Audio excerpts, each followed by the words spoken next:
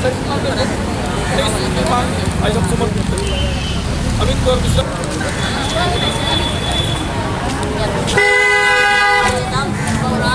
क्या समस्या लेकर आप धरने पे बैठे हैं सर?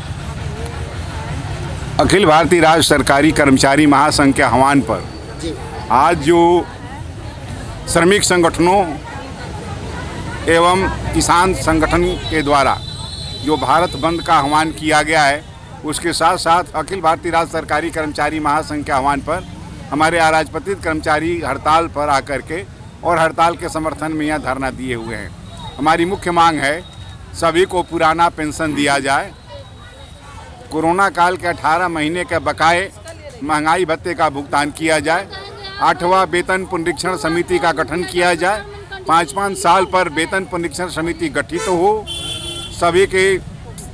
और इसके अतिरिक्त हम जो स्कीम वर्कर हैं उनका मांगों का समर्थन करते हैं और हम कहना चाहते हैं इस धरना के माध्यम से कि स्कीम वर्कर का जो उनको सरकारी सेवक घोषित किया जाए या उनको न्यूनतम वैधानिक मजदूरी 26,000 रुपया का भुगतान किया जाए, सेवानिवृत्ति के पश्चात उनको 10,000 का पेंशन दिया जाए, सेवानिवृत्ति पैकेज दिया जाए। एवं आज इस धरना के माध्यम से हम किसानों की उस मांग का, जिसमें स्वामीनाथन कमेटी की रिपोर्ट के मुताबिक C1+2 के हिसाब से अनाज का भाव तय हो और जो MSP न्यूनतम समर्थन मूल्य तय हो उसको कानूनी दर्जा दिया जाए ताकि उसके कम मूल्य पर खरीदारी नहीं हो पाए एवं किसान सभा के साथ किए गए समझौते को लागू किया जाए। ये हमारी मुख्य मांग है। और कल जो किसानों के ऊपर जो दमन हुआ है, जो हरियाणा में जो उन पर आंसू गैस छोड़ा गया है, जो ड्रोन गैस से आंसू गैस का हमला किया गया, लाठी चलाया गया, रबर की गोली चलाया गया, बैरिकेड बनाया गया, कील गाड़ दिया गया, आज इस स्वतंत्र भारत में अपनी राजधानी में आने से रोकने के लिए कील जब गाड़ा जा रहा हो तो जो लोकतंत्र खतरे में है, ये बहुत चिंता का विषय है। और इस पर जो है किसानों के ऊपर जो दमन हुआ है उसकी हम घोर निंदा करते हैं और किसानों के मांगों का भी हम समर्थन करते हैं। आपकी तरफ से आगे की रणनीति क्या होने वाली है? हमारे तरफ से आगे की रणनीति ऑल इंडिया के स्तर पर बैठक होगी। हमारे ऑल इंडिया के कोषाध्यक्ष हैं साथी शशिकांत राय जी, ऑल इंडिया के संबंध में यही बता सकते हैं कि आगे क्या होगा, लेकिन हमको जहाँ तक जानकारी कभी आगे निर्णय नहीं हुआ है।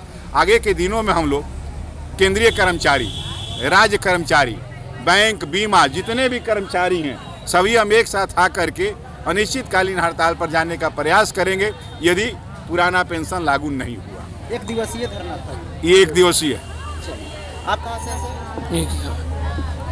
हमारा मुख्य मांग आज यही है बिहार सरकार से कि अपना शुभ नाम? अमित कुमार मिश्रा, जिला मंत्री, बिहार चिकित्सा जन स्वास्थ्य कर्मचारी संघ। केंद्र सरकार से जो मांग है, उन्होंने बताया है कि सभी को पुराना पेंशन दिया जाए, 8वां पुनरीक्षण वेतन समिति का गठन किया जाए, 18 महीने का कोरोना काल का भुगतान किया जाए। ये केंद्र सरकार से मांग है। हमारे बिहार सरकार से मांग है कि स्वास्थ्य विभाग के अंतर्गत संविदा पर कार्यरत कर्मचारी को बूथलक्षी प्रभाव से नियमित किया जाए।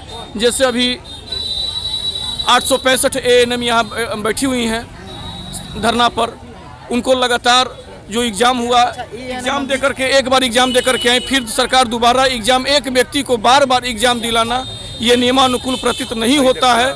आज के तिथि में अगर माननीय मंत्री हो, कोई भी मंत्री हो, स्वास्थ्य मंत्री हो या मुख्यमंत्री हो, उनको ही बोला जाएगा कि आप मैट्रिक एग्जाम पास करके दिखाइए तो भी आज पास नहीं हो पाएंगे। इसलिए हमारा मांग है कि इनको प्रमाण पत्र के आधार पर सर्टिफिकेट दे करके इनको प्राथमिकता देते हुए इनको बहाली किया जाए। बैचवार हो, अंकवार हो, बैचवार अगर व्यवस्था अगर चालू हो जाएगा तो किसी भी ANM को बैठना नहीं पड़ेगा। बैच जैसी समाप्त होगा उनको ANM में प्रोन्नति हो जाएगा। सरकार कहती पद नहीं, हम बताते हैं पद है। पटना जिला में 10 लाख की आबादी पर मात्र 88 स्वास्थ्य उपकेंद्र हैं, जबकि WHO का रिपोर्ट है कि 5,000 की आबादी पर एक स्वास्थ्य उपकेंद्र होना चाहिए। उस हिसाब से पटना में निकालिए कितना पद हो जाएगा। ANM का बहुत सारा पद अभी सरकार चाहे तो सृजित कर सकती है। सरकार की मंशा होनी चाहिए नियमित करने का, बहाली करने का, पद सृजित करने का। और बिहार सरकार से हमारी मांग है कि सामान्य प्रशासन विभाग के आदेशानुसार राज्य कर्मियों को, जो राज्य संवर्ग के लोग हैं, उनको प्रोन्नति दें। अभी तक प्रोन्नति उनका नहीं मिला है। सरकार से हमारी ये भी मांग है। और माननीय उच्च न्यायालय LPA में जो LPA का जो मामला लिपिक के द्वारा जो दायर किया गया है उसमें बहुत सारे जजमेंट आ गए हैं। उसके आधार पर हम चाहेंगे कि स्वास्थ्य विभाग भी उसमें आदेश पारित कर सभी लिपिकों को न्यूनतम जो है 4,000 से 6,000 का मूल्य वेतन घोषित करें।